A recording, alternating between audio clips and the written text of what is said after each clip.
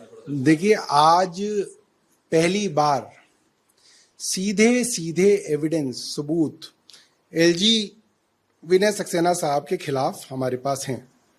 ये एफिडेविट है जो सुप्रीम कोर्ट के अंदर दायर किया है डीडीए के कॉन्ट्रैक्टर ने, और इस एफिडेविट के अंदर उन्होंने 14 फरवरी की ईमेल लगाई हैं, 2 जो डीडीए के अधिकारियों ने लिखी हैं, जिसमें साफ लिखा है एलजी विनय सक्सेना 3 फरवरी 2024 को उस जगह गए थे और उनके निर्देशों के ऊपर पेड़ काटे जा रहे हैं, और इन अफसरों ने यह भी माना है कि इनके पास पेड़ काटने की परमिशन नहीं है।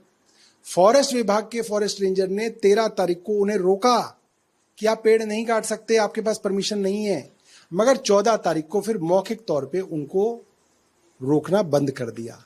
इसका मतलब साफ है, एलजी साहब को मालूम था कि परमिशन नहीं है, फॉरेस्ट डिपार्टमेंट को मालूम था कि परमिशन नहीं है, डीडीए को मालूम था कि परमिशन नहीं है, उसके बावजूद एलजी साहब के निर्देश पर 1100 पेड़ काट दिए गए।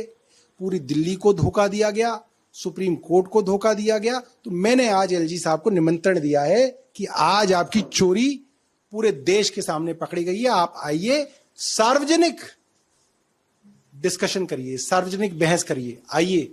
एक चुनी हुई सरकार आपको निमंत्रण दे रही है।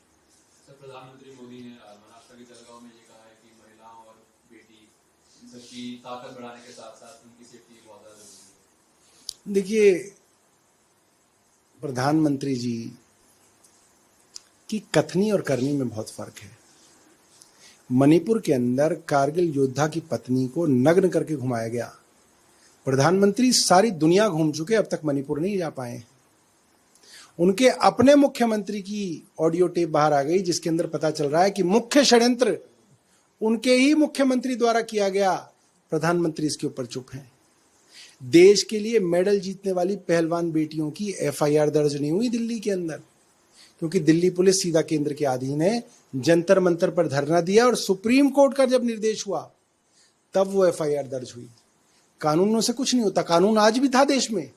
निर्भया के बाद ये देश में कानून बना कि अगर महिला कंप्लेंट करेगी तो एफआईआर तुरंत दर्ज होगी। उसके बावजूद मेडल जीतने वाली पहलवानों के कहने पे भी एफआईआर दर्ज नहीं हुई, क्योंकि आरोपी भारतीय जनता पार्टी का सांसद बृजभूषण शरण सिंह था और पूरी की पूरी केंद्र सरकार उसके लिए उसकी वकालत में खड़ी थी। आम आदमी पार्टी का ये कहना है कि जो यूपीएस की स्कीम है, यूनिफाइड पेंशन स्कीम, वो एनपीएस से भी बदतर है, तो इसमें आपकी राय में जानना चाहूंगा। यूपीएस की स्कीम एक षड्यंत्र है, एक छल है, एक कपट है, एक धोखा है। केंद्र सरकार के मुलाजिमों को बेवकूफ बनाने की एक कोशिश है, मगर ये कोशिश कामयाब नहीं होगी, क्योंकि ये जो सरकारी बाबू होते हैं, ये एक एक रुपए का हिसाब जो है कागज पे लगा लेते हैं। ये कोशिश तो है कि बेवकूफ बना लिया जाए, मगर बेवकूफ बना नहीं पाएंगे।